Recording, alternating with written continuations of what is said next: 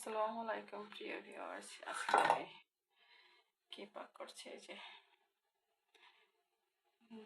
2.5 KG ওজনের একটা broiler মুরগি কিনে দোকান থেকে ওরা জবাই করে হাতে ছিলে আনছি। আমি মুরগি কখনো ড্রেসিং করি না। ড্রেসিং করলে ওই যে সারাদিনের রক্তটা যে থেকে যায় ওদের, মানে গরম পানিতে মুরগির ময়লা টয়লা রক্ত, এটা মাংসটা বন্ধ হয়ে যায়, ওটা রান্না করলেও ভালো লাগে না। যদি হাতে ছিলে আনে সে এই ময়লা মুরগির মাংসটা খেতে একটু ভালো লাগে, টেস্টি হয়, সুন্দর করে ভেজে টেজে খুব ভালো করে কষে ভালো ভালো মশলা দিয়ে পাক করা হয়, তাহলে খেতে ভালো হয়।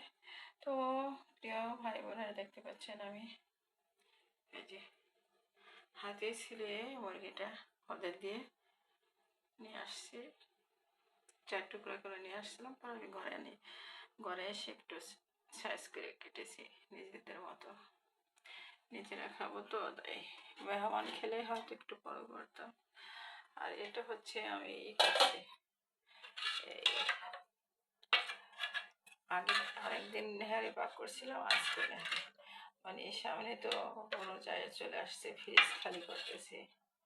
ফ্রিজে দেখা যায় অনেক কিছু আছে, এগুলা রেখে দিলে রমজানে অনেক কিছু বেশি হয়, ফ্রিজ খালি করতে হয়, যার জন্য রান্না করে ফেললাম।